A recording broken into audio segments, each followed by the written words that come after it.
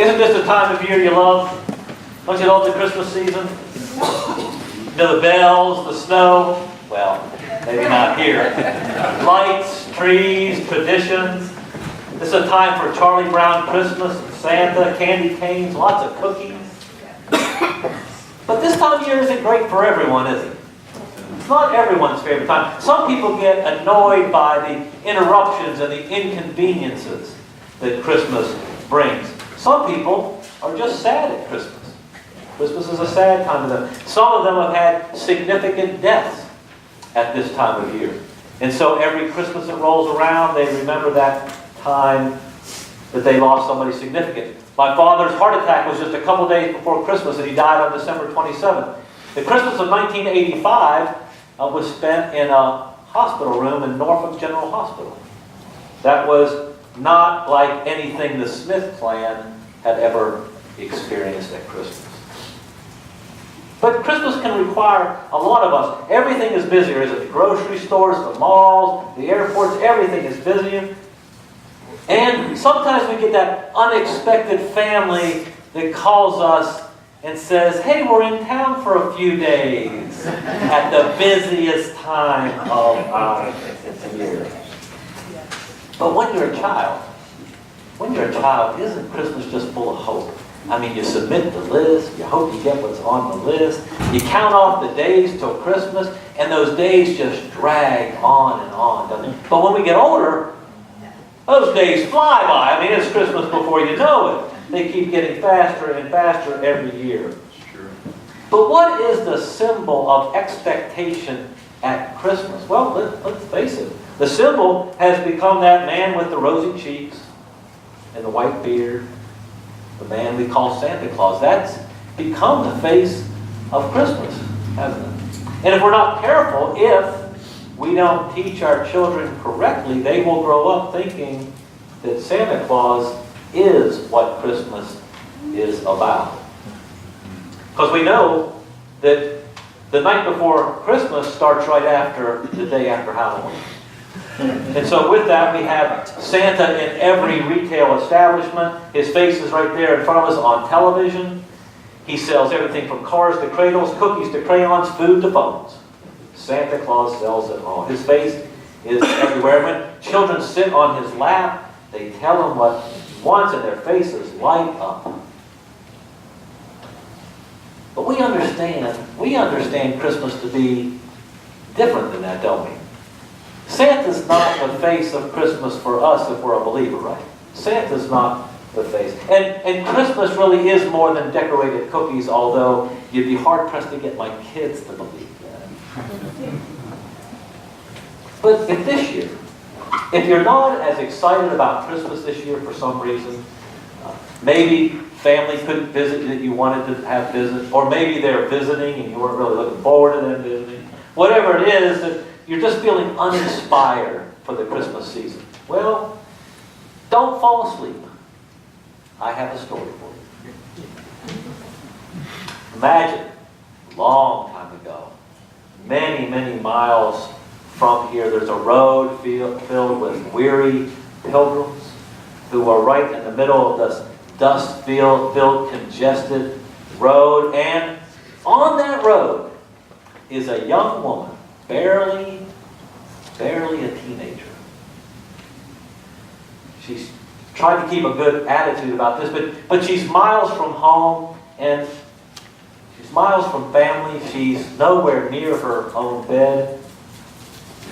And she spent a lot of time on this road. It's winter, so the air is cold. Friends are nowhere. It seems like a warm bed and a hot meal, well, they're just not part of what she can look forward to. Her heart aches for her family. And under normal circumstances, her family would be excited about her pregnancy. But not this pregnancy, because, see, she's pregnant and not married. And her conservative family would not be happy about that. And on top of that, when they ask her how it happened, she has a bizarre explanation. So they're not supporting what's going on. She is in need of a miracle. In fact, one miracle already occurred. Joseph married her. but she's in need of another miracle tonight. She envisioned giving birth at home. She thought, her mother would be holding one hand, maybe her aunt holding another. There would be some relatives in the next room, maybe some friends outside, waiting to hear, "It's up," but not on this night. It wouldn't be like that for her on this night. Tonight, Joseph will be the midwife, and the witnesses will be donkeys and cows. No neighbors outside of this place tonight. And I can't imagine that Mary really grew up thinking, when I bring my first child into the world, I want him to be on straw, in a manger, in a feed trough, in a barn. I've never met a woman that really wanted that for her first child. And I suspect Mary probably didn't either. But that's speculation. Sometimes I get in trouble for that. Some of you all don't like it when I speculate. And that's speculation. I don't know what Mary thought. But I just am talking out loud. And then Joseph is looking for a place to stay. And he can't find a place to stay. And he does get a suggestion of a barn-like cave structure. He goes back to Mary and says, "Are you allergic to sheep?" Maybe Mary looks at him a bit wearied and a bit unnerved by the statement, but knowing this wasn't how it was planned, but this is how she will celebrate the birth of Jesus. Think about it. Joseph's leading a donkey down a steep road. It's dusty. They find this mouth of a cave. It's been used as a barn. He lifts Mary off the donkey. She has looked fatigued in the face. He apologizes. He apologizes for the accommodations, which were the only thing available. Mary's off the donkey. Joseph builds a fire to heat water. And Mary lays down on some straw, and she sets about the task of bringing God into the world. So Mary now with cows to be the witnesses, and Joseph the midwife clutches the star overhead as Joseph receives the baby Jesus into his hands. And Mary, in pain and tired, just wants to lay back. But first she has to gaze upon the face of this baby and clean off the moisture from his lips and wipe his head. And I think maybe she was the first one to whisper words into his ears. And those words may have been, "So this is what God looks like." People have always wondered about the image of God, and societies have speculated of what God looked like for years. Tribes have had answers, a lot of them looking to nature. We've reached a variety of conclusions. God has been depicted as a golden calf, a violent wind, an angry volcano. He wears wings and breathes fire. We fancy God as ferocious, magical.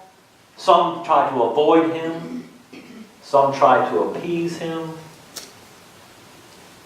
But never in our wildest dreams did anyone ever consider that God would come into the world as an infant. Eugene Peterson writes John 1:14 this way: "The Word became flesh and moved into the neighborhood." We read it as the Word became flesh and made his dwelling among us. We have seen his glory, the glory of the one and only Son who came from the Father, full of grace and truth. The Word did not become a whirlwind or a tower in fire, but a single cell, a fertilized egg, an embryo, a baby. So Jesus entered our world not like a human, but as a human. He endured puberty, pimples, hot weather, cranky neighbors. God was a human right down to his very toes. And so knowing that story and knowing that about him, don't we have questions? Why such a journey for God? Why did God go so far? And the thought is that he did that because he wanted to know us. He wanted to get us. He wanted to understand us. And he does. He understands our aches and pains, our joys, our concerns. He understands how we feel. Why? Because he faced it too. And we can take heart that Jesus is never out of touch with our reality. He's been through the weaknesses and the testing, all but the sin. And because he understands, we can boldly go to him. Because of Bethlehem's miracle, we can answer some fundamental questions. Hear this. Hear this, sleepyheads. Hear this. Does God care why we are sad? Does God care when we are sad?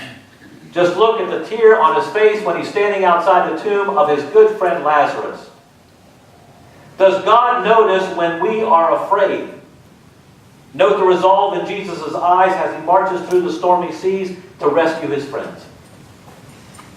Does God know if we are ignored or rejected?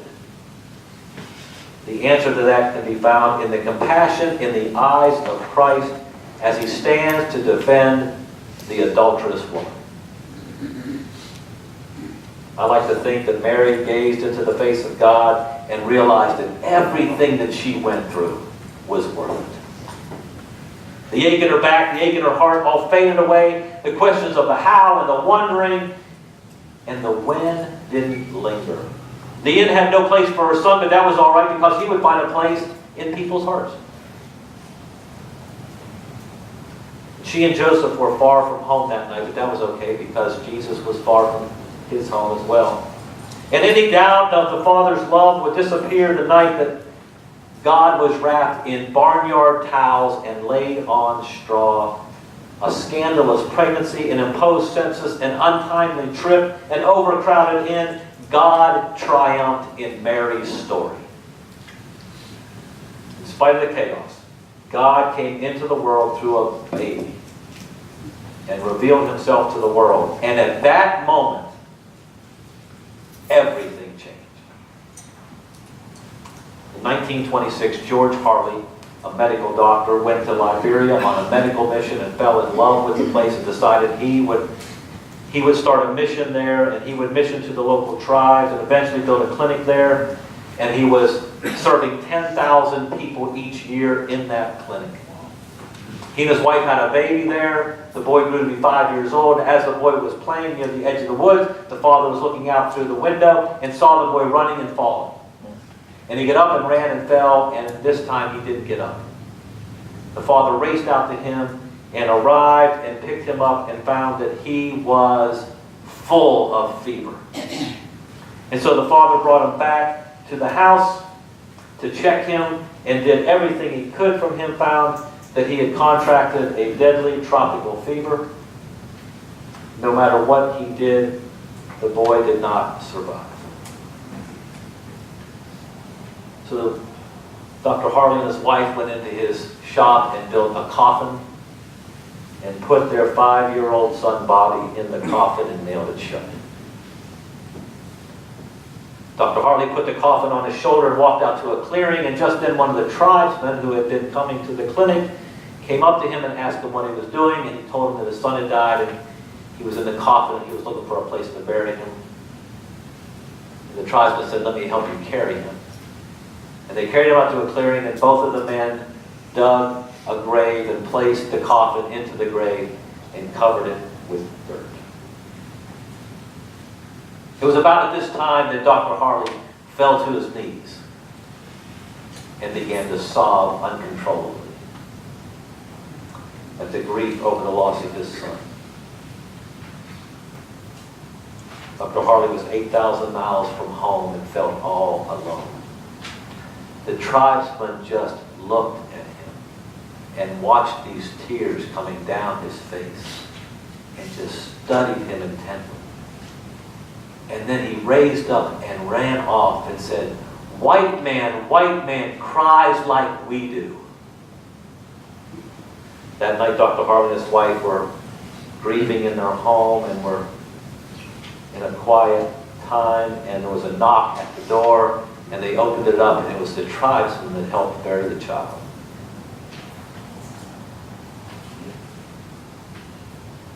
And every man, woman, and child of the tribe was standing there.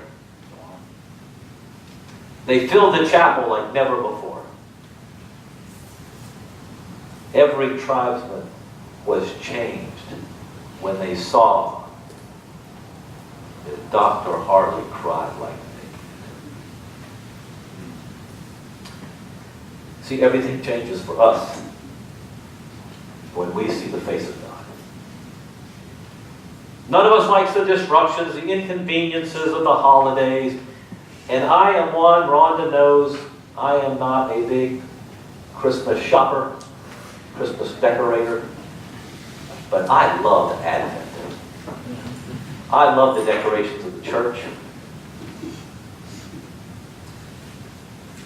I don't buy a lot of gifts at Christmas.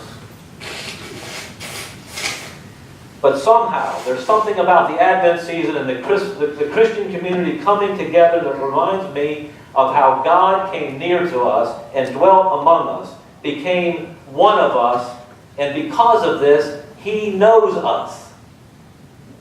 So those of us that think He's far away or doesn't understand or can't believe what we're going through or would never have to go through this, just are wrong. He knows the burden of a broken heart. He knows the sorrow that life can bring. He knows the chaos that we endure. He knows life like we have it. If you want to know if God understands you, just look at the miracle of Bethlehem. Gaze where Mary gazed. Look into God's face and be assured. After all, if the king was willing to come into the world in the midst of animals and donkeys and cows and shepherds and swaddling clothes, don't you think He's willing to enter yours? God took on your face so that you might see His. In the name of the Father, and of the Son, and of the Holy Spirit. Amen.